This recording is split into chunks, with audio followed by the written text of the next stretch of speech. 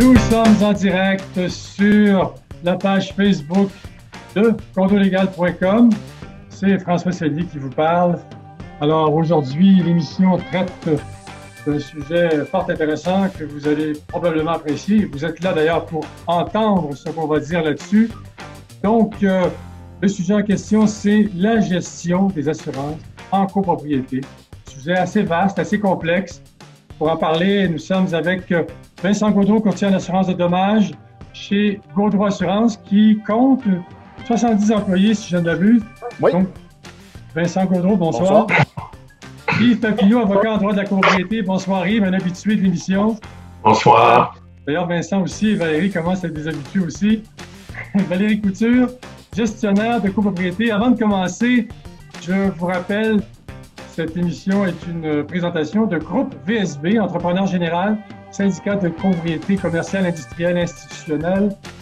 C'est une entreprise qui se spécialise en gestion après sinistre et en travaux de réparation après sinistre. Donc, Groupe VSB est une entreprise québécoise qui bénéficie d'une belle expérience dans le domaine de la construction commerciale, institutionnelle et résidentielle lourde. Notre savoir-faire et notre professionnalisme dans la gestion de l'après-sinistre et de la rénovation nous ont permis de nous tailler une place de choix auprès de notre clientèle. Fort de nos connaissances au niveau de la gestion globale après-sinistre, nous sommes un partenaire fiable et qualifié dans ce secteur d'activité. Nos employés expérimentés et certifiés nous permettent de répondre aux exigences rigoureuses de la clientèle avec efficacité et compétence. La formation continue de chaque membre de l'équipe nous permet d'offrir un service à la hauteur de vos attentes. La satisfaction de nos clients nous tient à cœur. C'est pour cette raison que nous offrons un service rapide, efficace et courtois. Notre service d'urgence est disponible à toute heure du jour et de la nuit, 7 jours sur 7. Donc, voilà, c'est dit. VSB, donc, on peut les joindre au numéro de téléphone qui apparaît à l'écran. Donc, également, avant d'aller plus loin, j'aimerais vous dire que sur condolégal.com, dans la section assurance, si vous allez dans les fiches pratiques, il y a plusieurs fiches pratiques qui ont été mises à jour. L'assurance du syndicat. Alors, dans l'assurance du syndicat, vous avez l'assurance du bâtiment. Alors, il y a des choses très intéressantes à voir là. L'unité de référence, notamment les risques couverts, la valeur à l'œuvre de reconstruction. On va en parler pendant l'émission. Vous pouvez également, donc, dans l'onglet assurance, vous pouvez aller non seulement dans l'assurance du syndicat, vous pouvez également aller dans la fiche pratique. Doit-on toujours réclamer pour un sinistre? Encore là, il y a des choses intéressantes à dire parce que de plus en plus de syndicats de propriétaires parfois se disent on est aussi bien pour réclamer, ça va être dans notre dossier, on risque de perdre notre assureur. Ça, on va en parler. Donc, je reviens à nos invités. Gérer un sinistre en propriété, ce n'est pas toujours une mince affaire. C'est-à-dire que ça commence par, finalement, chercher une façon d'éviter le sinistre, justement. Donc, ça se fait en amont par la prévention. Est-ce que tout a été mis en œuvre dans votre copropriété pour réduire le risque assurable au maximum? Bien des syndicats de propriétaires n'ont pas idée de tout ce qu'ils peuvent faire pour être proactifs en ce domaine. Par exemple, faire vérifier le calfeutrage autour des douches et des baignoires et faire inspecter les appareils alimentés à l'eau, dont les lave-vaisselle, les lave-linges, les chauffe-eau. Certaines compagnies d'assurance ne couvriront pas un dégât d'eau, advenant que le chauffe-eau qui a coulé a plus de 12 ans d'âge. C'est quand même intéressant de savoir. Le syndicat peut aussi obliger tous les propriétaires à faire installer un système qui détecte les flux d'eau dans leur unité. Les entreprises comme Hydro Solutions vendent et installent ces systèmes. Il y en a d'autres aussi qui le font. Ça coûte trop cher, diront plusieurs. Mais dites-vous qu'en comparaison, un sinistre pourrait vous coûter les yeux de la tête, surtout si votre assureur ne renouvelle pas le contrat d'assurance de votre syndicat en raison d'un trop grand nombre de réclamations pour des sinistres qui auraient pu être évités en temps normal. Imaginez une copropriété sans assurance dont la prime et la franchise est si élevée que les condos deviennent invendables. On le sait, les compagnies d'assurance sont devenues extrêmement frileuses pour tout ce qui touche le risque assurable en copropriété. Donc, les franchises pour dégâts d'eau de 20 000, 30 000, 40 000 $, voire plus, ne sont plus des exceptions. Cela dit, si vous avez mis tout en place pour réduire au minimum les risques qu'un sinistre survienne dans votre immeuble et que malheureusement, vous êtes quand même victime d'un sinistre, seriez-vous prêt à faire face à vos responsabilités? Aurez-vous été suffisamment proactif, notamment en matière de nettoyage après sinistre? Vous aurez 48 heures pour nettoyer la zone sinistrée après un dégât d'eau au risque d'augmenter les coûts liés aux dommages. Maître Papineau, première question. L'assurance en copropriété actuellement vit des moments critiques. Les syndicats de copropriétaires commencent à marcher les oreilles droites là, parce que certains d'entre eux ont perdu leur assureur. Est-ce que c'est une tendance, Maître Papineau?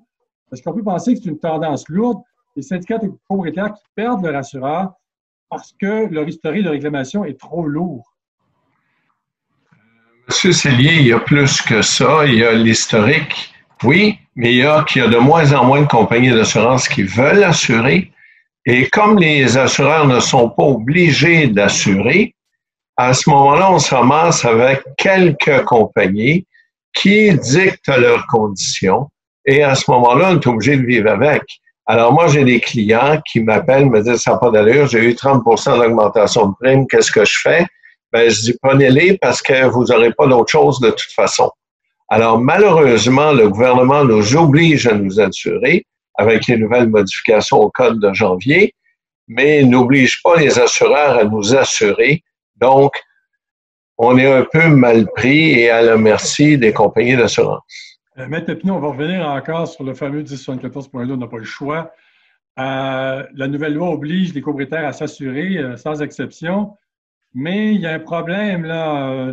Ça semble être problématique lorsqu'un copropriétaire est responsable d'un sinistre. Maintenant, le syndicat, le fardeau de la preuve revient sur le dos du syndicat qui doit prouver que le copropriétaire est responsable. Est-ce que c'est un problème endémique en copropriété, ça aussi? Monsieur Cellier, pour faire un petit historique, au départ, les compagnies d'assurance, de bonne foi, payaient sans discuter jusqu'en 2018, lorsque le copropriétaire était présumé être en défaut ou en faute. Alors, son chauffe-eau, son lave-vaisselle, l'eau du réfrigérateur, les assureurs payaient puis ils disaient rien. Avec la modification au code en 2018, le législateur a introduit la notion de faute. Je dis introduit, il l'a écrit dans l'article, mais elle était déjà là, la question de faute. On ne peut pas demander à un copropriétaire d'être responsable s'il n'a pas commis une faute. Mais sauf que depuis 2018, les assureurs disent qu'il y a une présomption ou pas, parce qu'elle a été remise au nouveau texte dernièrement, cette année en 2020, mais les assureurs n'en ont rien à faire. Ils disent, écoutez, faites la preuve que c'est mon assuré qui est responsable et nous paierons, sachant très bien que les copropriétaires ou le syndicat n'iront pas à la cour pour récupérer une franchise de 2 000, 3 000, 5 000, 10 000 ou 20 000. Ils attendront pas 1 an et demi pour aller à la cour de petites créances. Et les assureurs se disent, ben, on va refuser systématiquement toutes les réclamations. Et au bout de la ligne, on aura 25 des réclamations qu'on devrait avoir. Et on est chanceux sur le 25 on va en sauver un peu. Donc, on sauve des millions par année. C'est la philosophie des assureurs maintenant. Par contre, vous remarquerez, tous les copropriétaires n'ont jamais eu de primes qui ont baissé. Au contraire, on a des augmentations de primes, mais les assureurs payent de moins en moins. Est-ce que ce n'est pas un peu le ressac, Maître Papineau, des dernières années où les réclamations en copropriété ont été nombreuses? Ce n'est pas un peu le ressac de tout ça, finalement? Oui, mais écoutez, il y a une juste mesure à avoir. Si les assureurs avec leurs actuaires, ont mal calculé les risques, les primes, les sinistres, les indemnités, écoutez, je comprends qu'ils veulent se reprendre, mais là, il y a une question de bonne foi. Quand on voit, j'en ai une encore cette semaine, la dame, le bain a coulé aux étages inférieurs. Les assureurs disent non, ça vient pas de chez ma cliente. Ben, malheureusement, l'eau, là, elle part d'en haut avant en bas. Elle fait pas le contraire. Alors, qu'on aille dire que non, c'est pas la faute du dernier étage si l'eau a coulé, je pense qu'il y a une limite là. Alors, oui, il y a un ressac parce qu'ils ont eu des pertes considérables, mais il y a quand même une question de bonne foi et une façon d'agir honnête, là. Ouais. Vincent Gaudreau, dont le micro est coupé, faudrait peut-être, oui, voilà, Vincent. Valérie aussi, son micro est coupé. Merci, Valérie. C'est préférable qu'on ne parle pas pour Oui, éviter les bruits de fond. je comprends. Je rappelle que les émissions portent sur la gestion d'un sinistre en copropriété. Je suis en compagnie de Vincent Gaudreau, courtier en assurance de dommages chez Gaudreau Assurance, Yves Papineau, avocat en droit de la copropriété chez LJT Avocat et Valérie Couture, gestionnaire de copropriété chez Condo Stratégie. Vincent, et je vous rappelle aussi, mesdames, messieurs, que vous pouvez poser vos questions sur Facebook. Je me ferai plaisir de les relayer à nos invités afin qu'ils puissent y répondre. Vincent, les syndicats de copropriétaires, vous avez dû en voir, qui sont de plus en plus frileux, eux aussi, à déclarer un sinistre, un dégât d'eau. Disons, un syndicat qui a une franchise de 10 000 le dégât d'eau, il coûte 15 000 en réparation. Est-ce qu'on voit ça, des syndicats qui disent, bon, moi, là, je ne déclare pas à mon assureur parce que ça va être dans mon dossier, je risque de le perdre, mon assureur. Et à l'heure actuelle, perdre son assureur, c'est pas une bonne idée. Je dirais, les assureurs là-dedans ont une pratique que je trouve pas nécessairement correcte par rapport aux syndicats de copropriété, dans le sens où les syndicats de copropriété, comme Maître Papineau pourrait le confirmer, ont une obligation de dévoiler à leur assureur les réclamations, même celles qui sont en bas de la franchise. Légalement, c'est une obligation que les syndicats ont. Malheureusement, les assureurs ont la mauvaise habitude de pénaliser les syndicats de copropriété qui dévoilent à leur assureur les réclamations, même s'ils sont en deçà de la franchise. Ce que ça fait, c'est que dans le fond, les assureurs encouragent les syndicats de copropriété à ne pas dévoiler les petites réclamations qui sont en deçà de la franchise. Alors, je trouve que c'est répréhensible si ça va à l'encontre des règles de transparence, même des obligations des syndicats de copropriété. Ce qu'on voit de plus en plus, c'est certains syndicats qui sont non renouvelés par leur assureur pour fréquence de réclamation, pour des réclamations qui, en fait, n'ont jamais été réclamées à l'assureur. Donc, c'est ça, c'est sûr que c'est problématique. Parce que là, si vous me permettez, M. Sellier, c'est intéressant ce que dit M. Gaudreau, comme toujours d'ailleurs, mais ce qui est intéressant, c'est que l'assureur a tous les bons bouts du bâton dans le sens suivant. Le syndicat a l'obligation de dévoiler tous les sinistres dont il est l'objet, qu'il fasse une réclamation ou pas. Et s'il ne les déclare pas, l'assureur pourrait éventuellement, lors d'une réclamation, dire « Ah, je viens d'avoir une réclamation d'1 million, j'ai fait enquête, vous n'avez pas déclaré 5, 10 petits sinistres qui sont arrivés. Avoir su que vous aviez autant de sinistres chez vous, je ne vous aurais pas assuré, donc j'annule la police et je ne paye pas le sinistre d'1 million. » Ou il pourrait dire, je ne savais pas que vous aviez eu autant de sinistres, donc je n'annulerai pas la police parce que je suis gentil, mais je vais vous doubler la prime parce qu'avoir su que vous aviez eu des sinistres, la prime aurait été plus élevée. Alors, le problème qu'on vit, c'est que le meilleur des mondes, il y a juste l'assureur qui l'a. Le gouvernement oblige les syndicats, les copropriétaires à s'assurer, n'oblige pas les assureurs à assurer, oblige les copropriétaires et les syndicats à déclarer, mais les assureurs ont le beau rôle là-dedans. Et il y a comme un équilibre de force qui n'existe pas, là. Ouais, ça, mais sans vouloir partir un 110% ce soir, là, à la décharge des compagnies d'assurance, le segment des syndicats de copropriété et de la copropriété est déficitaire depuis toujours, depuis 10 ou 15 ans. La meilleure démonstration de ça, c'est un secteur qui était très profitable, on aurait plus de compagnies d'assurance qui voudraient assurer des syndicats, alors que présentement, ce qu'on vit, c'est exactement le phénomène inverse. On a des assureurs qui arrêtent de faire des syndicats de copropriété, qui arrêtent d'assurer ce segment-là, parce que la rentabilité n'est pas au rendez-vous.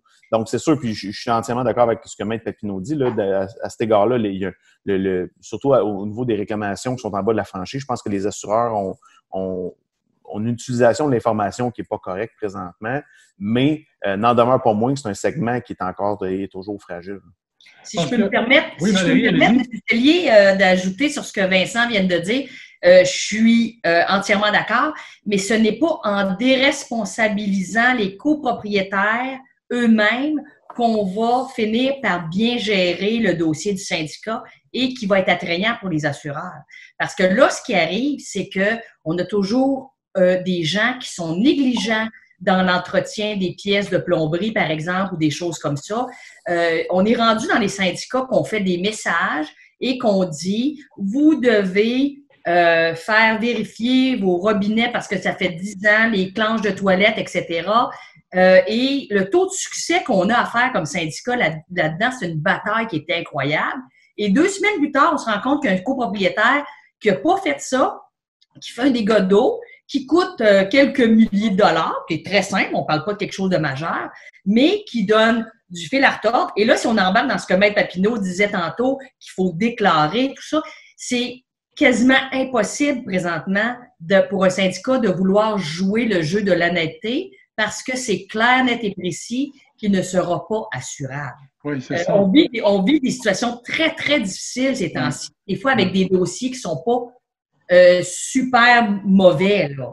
Donc, ça devient très, très problématique de vouloir jouer le bon citoyen, mais de ne pas non plus se faire tirer les veines du corps. Là. Effectivement. Une auditrice nous demande, on ne peut pas déclarer tous les sinistres car notre assureur va nous abandonner. Que peut-on faire? Et là, j'aimerais donner un exemple de non-déclaration d'un, est-ce qu'on peut appeler ça un sinistre? Il m'a été rapporté récemment une toiture, par exemple, qui a pris l'eau. Là, il fallait changer la membrane de la toiture. Mais le syndicat s'est dit, est-ce que je déclare ou est-ce que je déclare pas? Est-ce que, Vincent, une toiture qui coule une fois en hiver et on décide qu'on répare au printemps, ça a coulé une fois. Est-ce que c'est considéré comme un dégât d'eau? Est-ce qu'il faut déclarer ça? Ben, en fait, la question, est-ce que il y a une vraie réclamation? Est-ce qu'il y a un vrai accident, là, selon la définition? Est-ce qu'on a un sinistre, là? Parce qu'il y a une différence entre dégâts d'eau et infiltration d'eau, là. Oui, exactement. Puis, tu sais, il y a une légère infiltration d'eau, c'est pas nécessairement un sinistre. Tu sais, encore là, il y a beaucoup de variables là-dedans. Faut comprendre quand même que beaucoup de syndicats de copropriété choisissent de ne pas aviser leurs assureurs pour les réclamations en bas de la franchise. Je pense qu'il faut le dire. Là, la majorité des syndicats de copropriété ne le font pas. On peut difficilement les blâmer dans les circonstances, avec évidemment l'obligation et les normes d'assurance, tout ce qu'on voit présentement. Je pense que c'est difficile de les blâmer. Je pense que la situation devrait être corrigée par rapport à on veut une meilleure transparence, autant au niveau des assureurs qui demandent beaucoup de transparence de la part du consommateur. Bien, de l'autre côté, ces assureurs pénalisent cette transparence-là. Je pense qu'on va avoir un problème. Puis je pense pas que ça va être même à l'avantage à long terme des assureurs d'avoir moins d'informations sur ce qui se passe à l'intérieur des syndicats de copropriété. Je pense pas que au final, ça va pas les aider. Valérie, peut-être que la question, peut-être que vous ne répondrez pas à la question, et je vais respecter ça parce que, bon, il y a une certaine confidentialité dans tout ça, mais est-ce que parmi vos syndicats, vous avez été témoin de certains d'entre eux qui n'ont pas déclaré un sinistre en deçà de la franchise, ou un dégât d'eau, par exemple? Écoutez, je vous dirais que probablement 96% de mes syndicats ne font pas la réclamation de plusieurs petits sinistres. Et dans lequel cas, je ne suis pas non plus en désaccord parce que, comme dit Vincent, ça devient problématique. Pour l'avoir vécu pas plus loin que le mois dernier, on a un dossier d'une bâtisse d'à peu près 83 unités qui a eu 3 dégâts d'eau dans les 5 dernières années, 2 qui ont été des dossiers ouverts mais qui n'ont pas eu de réclamation, et un qui a eu une réclamation pour des mauvais locataires qui ont fait un sinistre d'environ 50 000 $. Et à notre grande surprise, on a reçu la lettre de l'assureur nous disant qu'on n'était pas renouvelé. Alors, je ne parle même pas d'un dossier problématique. Donc, là, quand tu te ramasses avec un syndicat qui reçoit une lettre, qui cherche un assureur, pour quelle raison vous magasinez? Bien, parce qu'on s'est fait délaisser. On part pas avec des grosses... on s'en va à la guerre avec un lance-roche, là. Tu sais, je veux dire, la vraie vérité, c'est ça. Donc, voyant ça comme gestionnaire de copropriété, premièrement, c'est nous qui devons travailler sur ce dossier-là et ça pose un problème majeur, là. Comme on disait, est-ce qu'on se fait le bon citoyen ou on se protège le plus possible? Et avec les gens, les syndicats, ça coûte des sous de se mettre totalement à niveau en disant qu'on fait des affaires de prévention et tout ça. Et on commence à être sensible à ça dans la copropriété. Avant, on s'en fout un petit peu. Ouais. Maître Papineau, deux questions pour vous. La première, une auditrice vous pose une question pertinente, là. Est-ce qu'il y a une différence entre copropriétaire responsable versus fautif? Ben, écoutez, la définition de responsabilité, elle est simple. C'est que pour que quelqu'un soit responsable, il faut qu'il y ait une faute, il faut qu'il y ait un dommage et il faut qu'il y ait un lien de causalité entre les deux. Alors, est-ce que s'il est fautif, il est responsable? La réponse, c'est oui. S'il est responsable, est-ce qu'il est fautif? La réponse, c'est oui. Alors, je pense que ça règle la question. C'est comme dirait l'autre, c'est 4,30 sous pour une pièce. Bon, OK. Maintenant, on a l'heure juste. Tout à l'heure, Maître Papineau, vous disiez tout à l'heure, vous disiez que les assureurs pourraient enquêter dans une copropriété à savoir s'il y a eu des sinistres précédemment non déclarés. Mais comment ils vont faire ça? Ben, ils peuvent envoyer l'ajusteur qui va poser des questions aux gens et les copropriétaires, tout bonnement et honnêtement, vont dire « Hey, c'est la 4e fois que l'eau me coule sur la tête, là, je suis tanné. » Puis là, il dit « Oui, 4 fois, parfait. Quand madame, puis là, ou monsieur, là, on n'est pas sexiste, là, mais et il va prendre des notes, puis il va écrire au syndicat, il va dire « Vous avez oublié de nous déclarer les dommages, les ci, les ça. » Ou l'ajusteur va voir qu'il y a eu des travaux qui ont été faits dans les appartements ou dans les parties communes, puis il va demander aux copropriétaires, c'est nouveau, vous avez fait des travaux, ben oui, parlez-moi-en pas, le chauffe-eau a coulé d'en haut. Ben, c'est facile à savoir, là. OK, autrement dit, pour un assureur, les historiques de sinistralité non déclarés fait en sorte que l'immeuble devient quoi, une passoire, devient un fromage gruyère, c'est un peu ça. Ben, remarquez que moi, je n'aime pas les compagnies d'assurance plus qu'il faut, mais je les respecte quand ils le méritent, là. Ils ont raison sur une chose. Ils doivent savoir ce qu'ils assurent. Alors, est-ce qu'on doit arriver puis déclarer les sinistres? La réponse, c'est oui. Premièrement, légalement, on est obligé de le faire. Deuxièmement, l'assureur doit savoir ce qu'il assure et doit assurer en fonction du risque. Par contre, il y a une chose que je comprends pas. Moi, les assureurs n'ont qu'à facturer en conséquence. Moi, la journée que les assureurs vont dire, écoutez, on double les primes parce que, effectivement, M. Gaudreau l'a dit tantôt, ils sont à perdre depuis des années. Ben oui, c'est pas agréable, mais ils ont raison. Les compagnies d'assurance et des compagnies à but lucratif sont pas là pour faire des pertes. Alors, qu'ils augmentent les primes, mais qu'ils payent lorsque c'est le temps de payer. Oui, effectivement. Vincent Gaudreau, on sait qu'en copropriété, il faut être proactif, il faut se prémunir et prévenir et faire en sorte d'éviter au minimum les risques de dégâts d'eau. Exemple, un copropriétaire décide de faire engager des travaux dans son unité. Le syndicat doit, normalement, dans la déclaration de copropriété, on dit que le syndicat doit approuver ces travaux, doit vérifier que l'entrepreneur est, par exemple, licencié de la RPQ, a une assurance responsabilité civile. L'entrepreneur installe, je ne sais pas, moi je donne un exemple, un climatiseur ou des armoires de cuisine, fait un trou dans un tuyau, l'eau coule. Le syndicat, donc, peut réclamer à l'entrepreneur et donc n'aurait pas à déclarer le sinistre à son propre assureur. Ça dépend toujours de l'ampleur, en fait. C'est parce qu'évidemment, quand on parle d'une réclamation, disons, de 200 ou 300 000 ou même 75 000 un montant important, le syndicat ne peut pas simplement envoyer une mise en demeure à l'entrepreneur en attendant que l'assureur responsabilité de l'entrepreneur prenne fake cause et tout ça. Puis, comme M. Papineau l'a mentionné au début de notre webinaire, des fois, les assureurs en responsabilité ne sont pas toujours très proactifs pour faire des chèques. Donc, évidemment, le syndicat va avoir à réclamer à son assureur pour ce dégât-là. Par contre, la bonne nouvelle, c'est que l'assureur qui a indemnisé son assuré va aussi pouvoir réclamer à l'entrepreneur en responsabilité le montant de l'indemnité qu'il a versé à son assureur. Donc, au final, 1 an plus tard, peut-être que cette réclamation-là va être à 0 pour le syndicat parce que son assureur va avoir réclamé la somme qu'il a indemnisée à l'entrepreneur responsable, puis même le syndicat aussi va pouvoir réclamer sa franchise à l'entrepreneur responsable. Donc, c'est pas mal le scénario idéal de réclamation dans un syndicat, c'est si ça vient de l'extérieur. Donc là, Oui. tout le monde peut récupérer son argent et on peut poursuivre quelqu'un. Mais on dit que l'historique est quand même pris en compte. L'événement est pris C'est en compte. clair. C'est Et clair, là, mais ça c'est sûr peut- qu'une réclamation à zéro est toujours Ouais. moins pris en compte qu'une réclamation qui a coûté 100 000, 50 000 ou autre. Une réclamation Oui. à zéro, elle est là, particulièrement aussi dans un contexte où ça vient de l'extérieur. On peut expliquer à l'assureur que c'est pas un problème de construction, c'est pas un problème d'entretien, c'est pas un problème de rien. On a un plombier qui a fait une erreur. Ça peut arriver, évidemment. Donc, c'est pas nécessairement annonciateur pour l'assureur de problèmes de construction, de problèmes de gestion ou d'autres problèmes à l'intérieur de l'immeuble. Donc, Mais est-ce que c'est moins pire.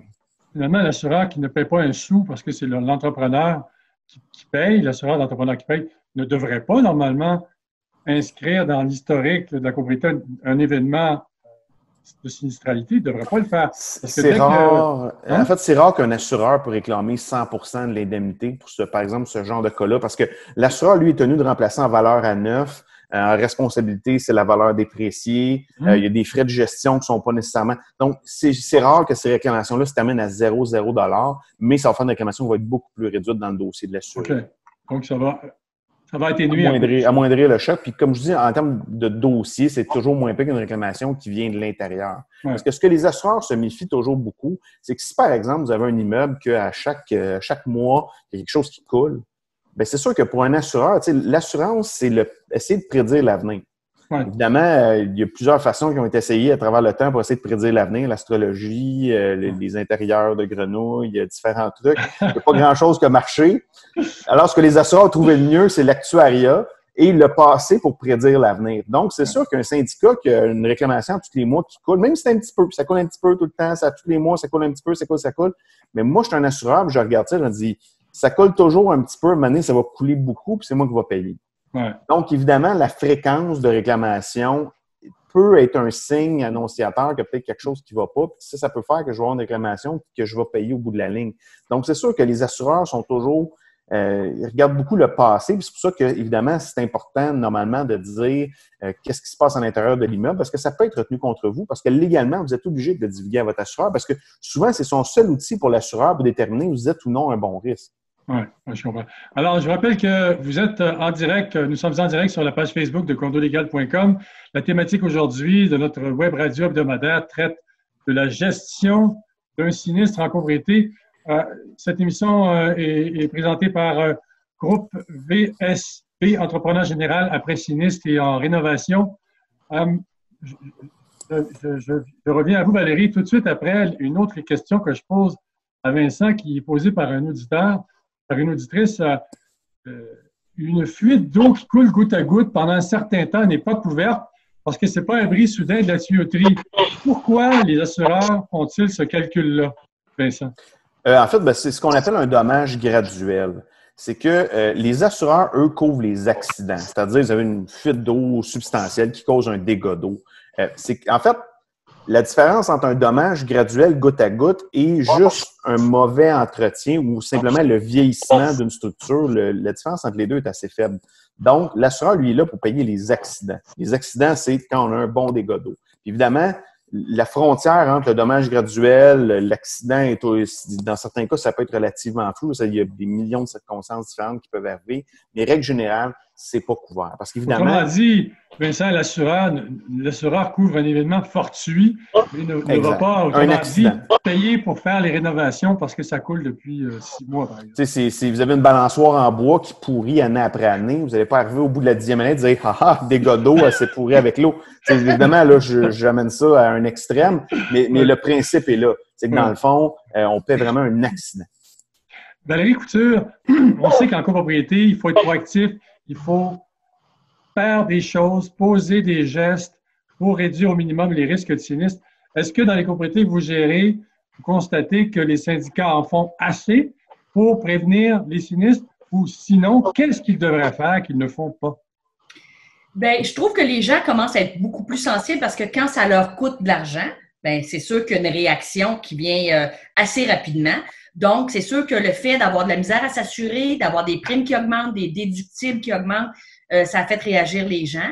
Il y a certains syndicats d'ampleur qui se sont vus obligatoirement installer des mécanismes de dégâts d'eau, ces choses-là. Donc, ça, c'est clair que ça les aide aussi. Je crois que les gens les administrateurs commencent à comprendre aussi que plus je vais bien entretenir mon bâtiment, donc je vais investir dans l'entretien, moins j'ai de chances de faire des réclamations. Donc, de s'assurer qu'ils ont un carnet d'entretien qui le respecte, parce que ce qu'on s'est rendu compte, Vincent pourra corroborer ou dire le contraire, mais je crois que les assureurs auxquels on dit, nous, chez nous, on s'est équipés avec une étude de fonds de prévoyance, on planifie nos dépenses, notre carnet d'entretien est respecté, on est prêt à vous le présenter si vous le voulez, on a mis des règlements, on a mis des mécanismes de sensibilisation aux gens, etc. Donc, je crois que plus les gens vont devenir responsables de leurs actes en disant on se prend en main avant qu'on. Dans le fond, il faut s'organiser parce que les gens, l'assureur nous a organisés et je crois que de plus en plus, les gens ont compris ça. C'est pas tous, mais il y en a, qu'est-ce que vous voulez, qui ont eu déjà 2-3 dégâts d'eau, ils sont vraiment à court de moyens, qui doivent rebâtir leurs finances, mais les gens le comprennent, ils commencent à le comprendre. Commencent à le comprendre, hein? Je rappelle aux auditeurs, parce que tout à l'heure, quelqu'un a dit « Je croyais que les syndicats devaient être honnêtes parce qu'on parlait de sinistres qui ne sont pas déclarés à l'assureur. » Mais je pense, M. Papineau, qu'il faut le rappeler, que tout sinistre devrait être déclaré à l'assureur, mais il y a une nouvelle loi maintenant qui permet aux syndicats de ne pas réclamer. Il y a une différence entre réclamer et déclarer. C'est pas parce que vous ne réclamez pas que vous n'êtes pas obligé de déclarer. Alors, vous voyez encore là, j'allais dire comme par hasard, mais comme par hasard, effectivement, c'est en faveur des assureurs et il n'y a rien dans ce qui est nouveau en assurance qui est en faveur du copropriétaire. La question que vous posez à Mme Couture, je trouve ça un petit peu malheureux, la réaction des assureurs, parce qu'effectivement, les assureurs demandent de plus en plus d'intervention de la part des syndicats, qu'on pose des valves qui arrêtent l'eau lorsqu'il y a un dégât. Moi, j'ai été voir des compagnies d'assurance, on leur a proposé même de faire des inspections annuelles où, avec un plombier, une personne d'air climatisé, on faisait le tour de l'appartement une fois par année, s'assurer que la tuyauterie était bonne, les tuyaux de la vaisselle étaient bons, tout ça, qu'on pose des valves, et on leur a dit, est-ce que vous allez nous donner une réduction de prime? Ils ont dit non. Mais par contre, on va vous assurer l'année prochaine. Mais non seulement ils ne donnent pas de réduction, mais ils ne nous disent pas qu'ils n'augmenteront pas, mais ça va favoriser le renouvellement des primes. Alors, si vous installez des valves, comme a dit Mme Couture, ça coûte n'importe quoi autour entre 1 000 et 1 500 $ par appartement, et que vous faites une vérification annuelle qui coûte entre 100 et 150, bien là, vous venez d'augmenter votre dépense d'assurance et l'assureur continue d'augmenter les primes, mais vous n'avez rien de plus. Vous avez juste un assureur qui vous couvre. C'est un peu le déséquilibre qu'il y a maintenant en matière d'assurance. Oui. Donc, je rappelle que l'article 1074.1 du Code civil du Québec qui prévoit qu'un syndicat peut ne pas se prévaloir de sa couverture d'assurance. Lorsque survient un sinistre mettant en jeu la garantie prévue par un contrat d'assurance de biens souscrit par le syndicat, celui-ci décide de ne pas se prévaloir de cette assurance, il doit avec diligence voir à la réparation des dommages causés aux biens assurés. Et là, je reviens à cette question.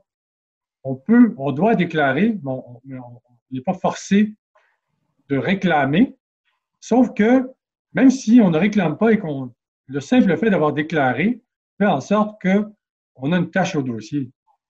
Et ça, je l'ai entendu de certains syndicats. Il y a une tâche au dossier, c'est comptabilisé alors qu'on a déclaré, mais on n'a pas réclamé. Alors qu'en fait, on aurait dû finalement ne pas déclarer, ça aurait été plus simple, qu'on n'aurait pas cette tâche au dossier. Vincent, est-ce que vous en pensez? Ben, en fait, on en a parlé tantôt, là, c'est un problème, c'est clairement un problème. Je crois que les assureurs ne devraient pas comptabiliser les déclarations et non pas les réclamations. C'est encore d'autant plus un problème que le plus gros assureur de syndicats de copropriété au Québec, qui est Intact Assurance, depuis le début de l'année, ne renouvelle pas les dossiers qui ont 3 réclamations, réclamées ou non, dans les 5 dernières années. Donc, il y a beaucoup de syndicats qui ont été pénalisés, particulièrement dans les derniers mois, pour des déclarations et non pas pour des réclamations. Ça, malheureusement, je trouve ça vraiment déplorable. Oui, mais malheureusement, M. Sellier, écoutez, M. Gaudreau a raison. Mais si d'un autre côté, on ne le déclare pas puis que l'assureur l'apprend et qu'il nous annule la protection lorsqu'on a un dégât, on n'est pas plus avancé. Non, mais en fait, bon, je dis pas que les gens ne devraient pas le déclarer. Là. Ils ont une obligation légale de le faire. Ça, là. La seule chose, c'est que les assureurs, quand ils prennent des décisions de renouveler ou non, tarification, c'est peut-être autre chose, mais quand ils prennent des décisions, puis pour un syndicat, il y a des grosses conséquences, une décision de non-renouvellement. Tu sais, Mme Couture en parlait tantôt. Un syndicat qui est non renouvelé par son assureur, vous êtes dans le trouble. Là. Surtout actuellement dans le marché, là, vous êtes dans le gros trouble. Donc, pour un syndicat qui a fait 3 déclarations et pas 3 réclamations, puis qui n'a pas demandé un sou à son assureur, je trouve pas ça nécessairement correct de la part de l'assureur de ne pas le renouveler. Après ça, au niveau de la tarification, c'est sûr que ça peut être annonciateur d'un risque plus important, tout ça. T'sais, à rigueur, ça, je peux comprendre. Mais surtout dans les circonstances actuelles, pour un assureur, de prendre une décision drastique comme de ne pas renouveler un dossier, moi, je trouve que les déclarations ne devraient pas être... on ne peut pas se servir de ça. Là. Mais vous savez... Allez-y. Ouais, allez-y, Mme Couture. Si je peux me permettre, dans la circonstance que je vous ai parlé, Vincent a fait référence à 3 réclamations dans les 5 ans, tout ça, c'est qu'en plus, cette année, c'est très, très difficile avec les assureurs. Et là, on arrive sur les chapeaux de roue pour mettre le fonds d'auto-assurance en place. Donc, nos syndicats qui avaient 10, 15, puis là, on disait 25 000, ils n'étaient pas chanceux. Maintenant, on les trouve chanceux, qui ont 25 000, parce que là, on passe à un montant de 75 000, 100 000 de déductibles. Donc là, ce que ça veut dire, c'est que notre prime augmente de façon significative et notre portion d'argent qu'il faut aller chercher chez les copropriétaires pour mettre dans le fonds d'auto-assurance pour encore là se dire on est bon, on est en loi, etc. Fait que là, ce qui arrive, c'est que on se ramasse à égorger nos copropriétaires dans un espace très rapproché. Et on se comprend, c'est comme un effet domino, là. On a réclamé un petit peu, on a été mal jugé, on n'a pas été renouvelé, on cherche un nouveau partenaire, bien là, on n'est pas invité à toutes les tables, puis etc., etc. Donc, c'est sûr que c'est difficile. Et là, on dit aux syndicats, en plus, mettez-vous en mode prévention. Fait que là, on dit, on va déplacer un plombier, parce que nous, on l'a fait, ce que Maître Papineau donnait comme exemple, et on va faire vérifier les tuyaux de laveuse. Là, en plus, on vient embarquer notre copropriétaire. Ça coûte un plombier par unité, ça coûte des nouveaux tuyaux de laveuse-sécheuse, des nouveaux tuyaux de la vaisselle, les frigidaires qui ont la glace qui se met à couler, change le plastique, change ci, change ça. Fait que là, il y a une facture qui est arrivée comme ça dans le visage des copropriétaires pour plusieurs copropriétés. Effectivement. Ce que je voulais dire, M. Sellier, parce que il y a quelques semaines, je disais à un client, je disais, écoutez, les assureurs, ils ont le bon bout du bâton. Le client me dit non, ils n'ont pas le bon bout du bâton. Ils ont le bâton au complet, puis ils ne gênent pas pour frapper avec. OK. Quelle belle image, quelle belle allégorie. Valérie, justement, je reviens à vous. Est-ce que vous constatez que les sinistres dans les copropriétés que vous gérez auraient pu être évités la plupart du temps? Tout à fait. C'est une très grande majorité qui aurait pu être évitée. Je vous dirais que c'est peut-être un léger pourcentage où c'est vraiment accidentel, mais ceci étant, je veux dire, accidentel, dans le temps, là, on est dans le temps. Là. On est le 1er juillet aujourd'hui, il y a beaucoup de mouvements de déménagement dans les copropriétés où on a des locations. La fameuse laveuse qui est mal rebranchée ou est mal fermée avant de débrancher, c'est un classique. Là. Ça, c'est vraiment une négligence que on doit, comme copropriétaire, faire bien attention, mais les gens s'en font pas avec ça. Donc, c'est pas juste moi qui paye, ça va me coûter un 83e, un 156e ou quoi que ce soit. Donc, c'est sûr que ça devient difficile. Là, les gens commencent à le comprendre un petit peu plus. Donc, on fait... c'est pas pour rien quand on fait des remplacements de masse dans les condos de chauffe-eau avec notre partenaire Hydro-Solutions ou des ententes différentes, c'est que même Hydro-Solutions qui change les chauffe-eau 24 heures par jour, 7 jours sur 7, va faire venir quelqu'un pour la personne qui n'est pas capable de débrancher elle-même sa laveuse si on doit avoir accès, etc. Pas parce qu'ils ne sont pas capables, parce que justement, il y a une responsabilité qu'ils ne veulent pas prendre, il y a des choses comme ça.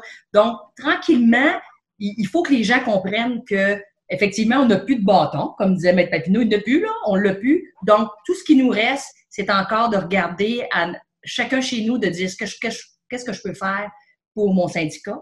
Puis, il faut faire comprendre à tout le monde que ça a un impact terrible parce que c'est au bout du compte le porte-monnaie de chacun. Là. Et ce qu'on investit dans les sinistres, on ne l'investit pas dans l'entretien. Donc, on retarde l'entretien dans certains syndicats parce que l'argent est sorti ailleurs. Donc, c'est malsain au bout du compte. Oui, effectivement.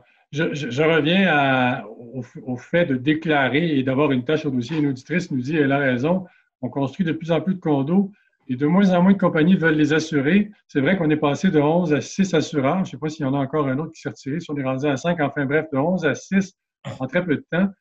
Ceux qui sont encore assurés sont pénalisés pour leur honnêteté. Ce sont des paradoxes insensés. Une autre auditrice nous dit, un dégât d'eau que nous avons déclaré pour lequel nous n'avons finalement rien réclamé nous a fait perdre notre assureur. Nous avons été honnêtes, mais avons été pénalisés. Alors bon, ça n'a rien de taper sur le clou jusqu'à la fin de l'émission, mais il faut quand même le rappeler. Mais je pense qu'il faut rappeler autre chose aussi, M. Papineau, c'est que l'heure est grave en matière, et Vincent Gaudreau, vous confirmerez, l'heure est grave en copropriété, en matière d'assurance, où les assureurs ont la mèche très courte. Et il suffit de pas grand-chose pour que l'assureur dise « je ne renouvelle pas le contrat ». Et le syndicat se retrouve orphelin d'assurance. Il se passe quoi dans ce temps-là, M. Papineau?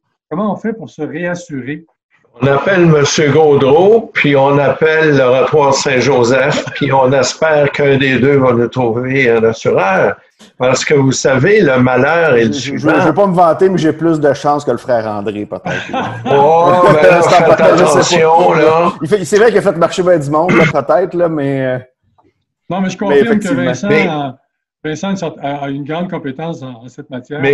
Mais vous savez, le problème, M. Sellier, c'est que le législateur oblige les syndicats, je répète, là, oblige les syndicats, les copropriétaires à s'assurer, mais oblige pas les assureurs à assurer. Ouais. Il y a un déséquilibre là qui n'a pas d'allure. Là. Il y a quelque chose qui ne va pas. Est-ce que le législateur devrait se pencher là-dessus? Est-ce qu'on devrait... Moi, je pense qu'il devrait avoir un mécanisme pour garantir l'accessibilité au niveau des syndicats de copropriété. T'sais, je pense que de plus en plus, il va falloir se tendre vers ça. Je ne pense pas que c'est souhaitable que le gouvernement assure les syndicats de copropriété. Le parc immobilier des syndicats de copropriété au Québec, on parle de quelque chose de peut-être entre 50 et 100 milliards. C'est énorme le montant que ça prendrait et le montant de capital que ça prendrait. Par contre, je pense qu'il doit y avoir des mécanismes pour garantir l'accessibilité parce que les conséquences pour un syndicat de ne pas trouver d'assurance, puis on a ces discussions-là avec des clients, probablement Maître Papineau puis un Couture, la même chose. On a ces discussions-là avec des clients de façon relativement régulière, malheureusement, là, depuis les derniers mois. Puis je peux vous dire que pour un syndicat, c'est pas drôle, pas d'assurance. C'est des drames humains qui se passent à l'intérieur de ces bâtiments-là. Des gens qui ont souvent les économies d'une vie dans leur condo, le condo n'a plus de valeur, donc ils perdent des économies d'une vie, ce qu'ils avaient investi dans leur copropriété, dans leur condo. C'est pas drôle. Je dirais, par contre, on réussit quand, je dirais, des cas difficiles, là, j'en ai fait depuis un an, là, on en a énormément. On réussit la majeure partie du temps à trouver un assureur. Par contre, évidemment, les conditions sont plus difficiles, tout ça, mais c'est sûr que je peux vous dire que ça engendre énormément de stress pour les gens qui sont impliqués dans des dossiers comme ça. Oui, parce que l'immeuble se retrouve orphelin d'assurance, comme on dit. Est-ce que l'immeuble, Valérie, est-ce que vous en avez vu des immeubles perdre leur assureur? Finalement, le syndicat retrouve et finalement, le syndicat peut trouver un nouvel assureur pour, on dit, recadrer le risque, c'est ça qu'on dit. Mais là, les franchises, ça devient extrêmement prohibitif. On parle de montant de combien, là? Bien, écoutez, les franchises très, très élevées, ce qu'on vit, Vincent pourra me corriger si je dis une fausseté, mais les bâtisses qui dépassent les 40 millions de valeur, ça devient un problème parce que si un moindre, si le dossier a une petite tâche ou 2, 3 déclarations, là, c'est sûr qu'on devient avec un déductible de 100 000, 125 000 en partant. Ouais. La franchise étant le déductible, c'est ça. C'est ça, exactement. Donc, quand on part avec ça, je veux dire, c'est quand même beaucoup de sous, là. Donc, on arrive avec ça. Et moi, là, cette année, depuis les 3 derniers mois, je suis à un dossier de complications là, à chaque mois. Et comme je vous dis, avec des primes, on passe à des 9 fois plus pour la déductible. On passe avec des primes qui ont triplé. Moi, je dis la même chose à mes clients que M. Papineau disait tantôt. Les gens nous disent, allez voir le marché parce qu'on a 22 d'augmentation. Je dis, là, arrêtez, là. 22 signé tout de suite parce donnez-moi l'autorisation de signer tout de suite parce qu'on ne perd pas notre temps. Là. C'est rendu des très beaux dossiers. Là. Donc, les gens, il faut qu'ils comprennent aussi que de magasiner le marché pour magasiner le marché, là, Vincent va me corriger, mais ça ne se fait plus. Là. On fait perdre le temps des courtiers puis des assureurs et des copropriétaires. Ben oui. Les auditeurs nous écrivent des choses amusantes aussi. On dit, il y en a une qui nous dit, ça donne envie de vendre. Quand tu sais que tu peux perdre ton assureur et que tu n'as plus d'assurance, ça donne envie de vendre. La situation actuelle avec les assurances est très inquiétante. Une autre nous dit, c'est moi, mais ça donne envie de vendre, en fait. Donc, on ne va pas recommander aux gens de vendre leur compte. On n'est peut-être pas les plus... c'était pas le sujet le plus hop la vie, disons, oui. pour un mercredi soir de Fête du Canada, d'ailleurs. Mais par contre, je dois dire que la situation des syndicats n'est pas unique au Québec, et même pas unique au Canada, mais je suis un peu l'actualité dans le reste du Canada. Il y a les mêmes problèmes en Ontario, il y a les mêmes problèmes en Colombie-Britannique. C'est que présentement, au niveau de l'assurance mondiale, il y a une diminution de la capacité, notamment au niveau des réassureurs, ce qui fait que ça a des impacts partout au niveau de l'immobilier commercial, pas nécessairement juste au niveau des syndicats de copropriété. Donc, il ne faudrait pas que les gens pensent que c'est que la copropriété, c'est que le Québec. Je peux vous donner plein d'autres types de clients présentement où c'est excessivement difficile de s'assurer. Des gens qui sont dans le domaine des gicleurs, des gens qui sont en couverture, tout ce qui est le domaine de la construction, le transport, depuis plusieurs années, des grosses difficultés au niveau des assurances. Présentement, parce qu'évidemment, le réchauffement climatique met beaucoup de pression sur les compagnies d'assurance, aussi sur les réassureurs un peu partout dans le monde. Évidemment, il y a un réajustement qui doit se faire au niveau de la tarification, tout ça. Il y a des choses qui vont se faire, mais ça peut mettre un petit peu de baume au cœur. C'est pas juste les syndicats qui sont dans le trouble présentement. C'est quelque chose qui est relativement généralisé. On l'a vu, entre autres, avec les inondations au Québec, des choses qu'on n'avait pas vues depuis très longtemps. Évidemment, tout ça met de la pression sur les compagnies d'assurance. M. Papineau, est-ce qu'on a une idée au Québec de ce qui pourrait être fait pour trouver des solutions avantageuses pour tout le monde? Mais avant, j'avais une question d'une auditrice je viens de la perdre, la question, parce qu'il y a un maximum de questions qui apparaissent. Est-ce que les systèmes de détection, les systèmes d'interruption d'arrivée d'eau, lorsqu'un lave-linge coule, par exemple, ou lorsque le détecteur détecte une fuite d'eau, est-ce que c'est vraiment efficace, ce système-là, Vincent? Est-ce que... moi, en tout cas, ce que j'entends, là, je peux vous dire que les assureurs, de plus en plus, commencent à prendre ça en considération. Ça prend un certain temps parce que le marché, au début, était un peu anarchique, dans le sens où plein de monde arrivait avec plein de systèmes, des différents trucs technologiques. Puis tout le monde avait sa solution miracle. Puis l'industrie, au niveau des détecteurs de fuite d'eau, commence de plus en plus à structurer une association qui a vu le jour avec des normes de qualité, tout ça. Je pense que ça devient de plus en plus mature. Si on compare, par exemple, aux gicleurs, maintenant, les gicleurs, c'est très standardisé, c'est très reconnu, tout ça. Puis évidemment, les assureurs donnent des rabais pour ça. Je dirais qu'au niveau des détecteurs de fuite d'eau, c'est plus récent comme produit, mais de plus en plus, les assureurs le prennent en considération. De plus en plus, moi, je m'en sers comme argument pour certains dossiers difficiles, pour les faire passer chez des assureurs, dire, écoutez, vous avez des détecteurs. Effectivement, ça ne peut pas enlever tous les risques de fuite d'eau, mais ça minimise de façon quand même substantielle là, les lave-vaisselle, les laveuses, les frigidaires, tout ça. Parce qu'évidemment, aussitôt qu'une détection de fuite d'eau, ça ferme la valve, donc automatiquement, ça réduit la magnitude de la réclamation. Donc, parce qu'il faut comprendre aussi que dans un syndicat de copropriété, puis c'est pour ça aussi que les gens ne voient pas nécessairement les conséquences de tout ça. Ma laveuse coule, si j'ai une maison unifamiliale, ma laveuse coule. Je vais peut-être avoir un dégât de 5 000, peut-être pas du tout. Je vais passer la mop, je vais enlever ça va être correct. Ouais. Le même dégât dans une tour de 14 étages, ça peut être 250 000 de dommages. Ouais. Donc, il y a, au niveau des syndicats de copropriété, parce que les gens sont un par-dessus l'autre, il n'y a pas de marge de manœuvre. La moindre fuite d'eau ou autre qui coule, le moindre électroménager qui coule peut engendrer des pertes qui sont souvent très substantielles. Donc, c'est pour ça que dans ce genre d'habitation-là, les détecteurs de fuite d'eau, ça peut être vraiment utile. Oui. Est-ce que, Valérie, vous êtes, en tant que gestionnaire de copropriété, vous êtes, en fait, gestionnaire conseil, ce sont les administrateurs qui prennent les décisions, mais vous êtes aussi, en tant que gestionnaire de copropriété, vous jouez un rôle conseil, de conseillère.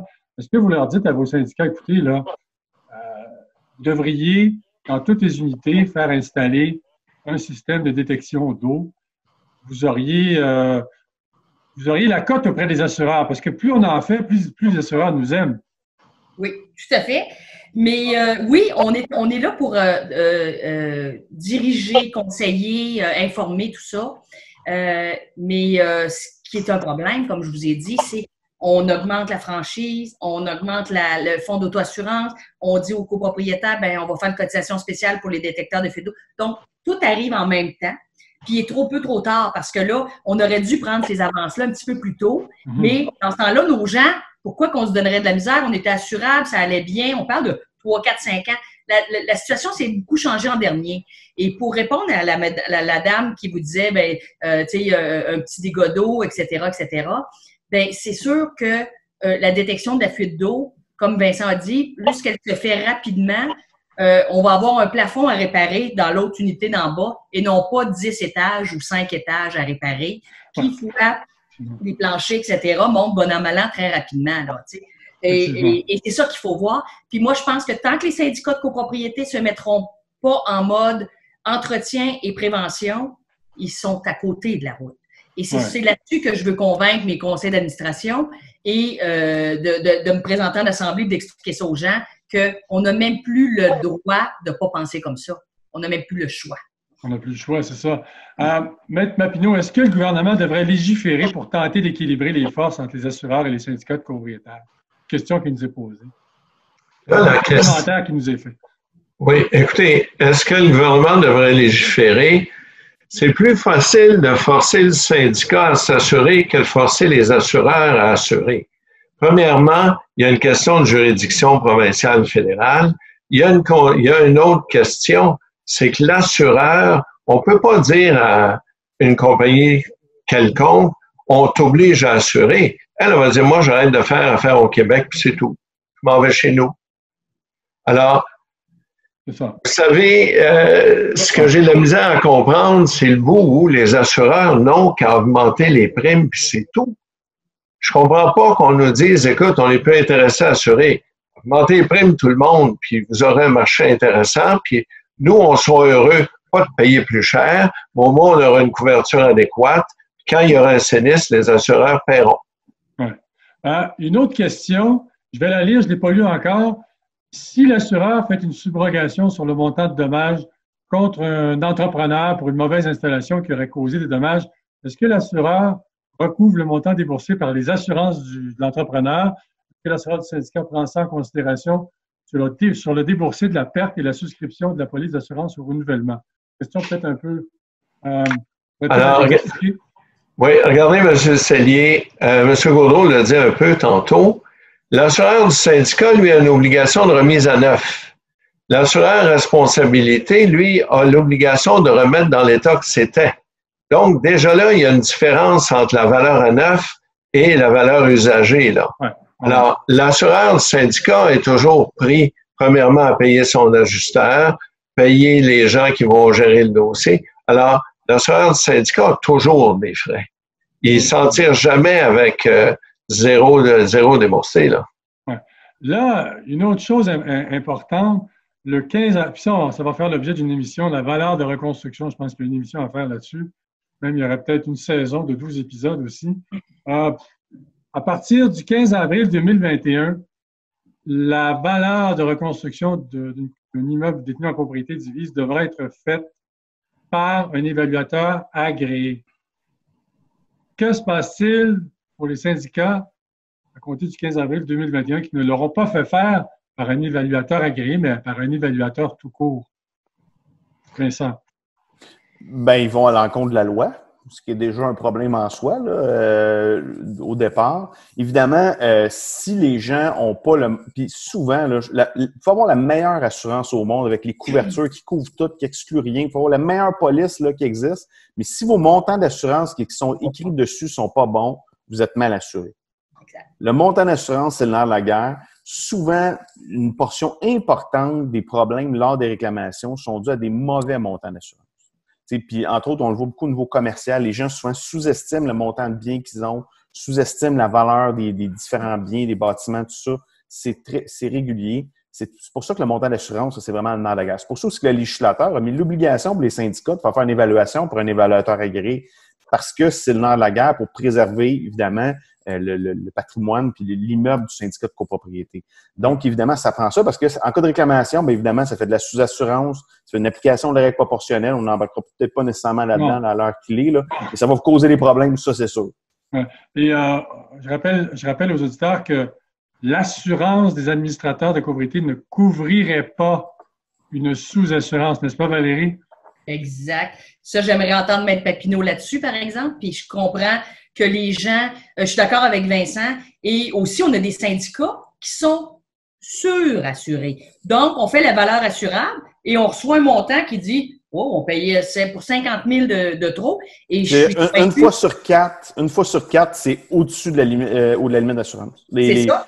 Effectivement, si on le voit. Donc, les gens économisent en faisant évaluer leur bâtiment. Exactement. Puis souvent, l'économie qu'on fait, ça couvre les frais de l'évaluation. Fait que nous, on est en train de faire tout évaluer nos bâtiments puis de dire aux gens, c'est ça qu'il faut faire. Ouais. Il reste que Vincent, que même si la valeur de reconstruction a été faite par un évaluateur tout court, n'est pas agréé, le montant de la couverture sera payé par l'assureur en cas de sinistre. Si, par exemple, on dit l'immeuble vaut 8,2 millions en valeur de reconstruction et c'est ça que ça coûte, ben, même si tu l'as fait faire par un évaluateur agréé, l'assureur va payer parce qu'il t'a payé pour la couverture. Ben, en fait, je ne suis pas sûr de comprendre l'exemple, mais dans le cas de la règle proportionnelle, l'assureur va payer le montant sur le contrat en cas de perte totale. En cas de perte partielle, si vous êtes sous-assuré, il peut y avoir un paiement partiel aussi. Non, ce que je voulais dire, Vincent, c'est que l'évaluation de l'immeuble versus ce qu'un syndicat paye. En fait, que, si je reprends l'exemple, là, un syndicat est couvert pour 8,2 millions en valeur de reconstruction. Oui. Il y a un sinistre et c'est une perte totale et l'immeuble vaut 8,2 millions en valeur de reconstruction. L'assureur va payer 8,2 millions. Absolument. Ben oui, absolument. Même si l'évaluateur n'est pas agréé, il a dit que ça valait 8,2 millions. Oui, absolument. Ce n'est pas une condition de la police, une condition de couverture d'avoir fait faire l'évaluation pour un évaluateur agréé. Donc, il n'y aura pas de problème là. Et sauf que s'il y a une erreur sur l'évaluation de l'évaluateur, je pense que c'est là que le bas va blesser. C'est là que le bas blesse, effectivement. Si l'erreur parce que l'évaluateur agréé a une assurance pour erreur et omission, n'est-ce pas? Exact. L'évaluateur tout court n'a peut-être pas, mais il y en a aussi des évaluateurs tout court qui ont des assurances, n'est-ce pas? Oui, il y en a qui en ont. Il y en a qui ne sont pas nécessairement des agréés qui en ont aussi, là, mais normalement, selon la loi, maintenant, ça prend des évaluateurs agréés pour faire des évaluations. Effectivement. Donc, 20h01, c'est terminé déjà. Ça va vite. Mais vous voulez acheter quelque chose? Non, la vie est belle, M. Sellier. Alors, on va aller fêter le Canada. Comment? On va aller fêter le Canada. Oui, on va aller fêter. Bonne fête du Canada à ceux qui fêtent la fête du Canada. Merci à tous d'avoir été là. Vincent Gaudreau, courtier en assurance de dommages chez Gaudreau Assurance. Yves Papineau, avocat en droit de la copropriété chez LJT Avocat. Et Valérie Couture, gestionnaire de copropriété chez Condo Stratégie. Très agréable d'être avec vous. Chaque fois, ça se passe bien. On a du plaisir. J'espère que les auditeurs ont autant de plaisir que nous. Je pense que oui. Alors, je vous rappelle que cette émission est une présentation de Groupe VSB, entrepreneur général, qui fait dans l'après-sinistre et qui fait dans la rénovation notamment. Alors, je vous donne rendez-vous la semaine prochaine à la même heure, mercredi, 19h. Donc, merci encore. Merci. Vous étiez en direct sur Facebook de condolégal.com. À bientôt. Merci. Bonne fin de soirée. Merci. Au revoir.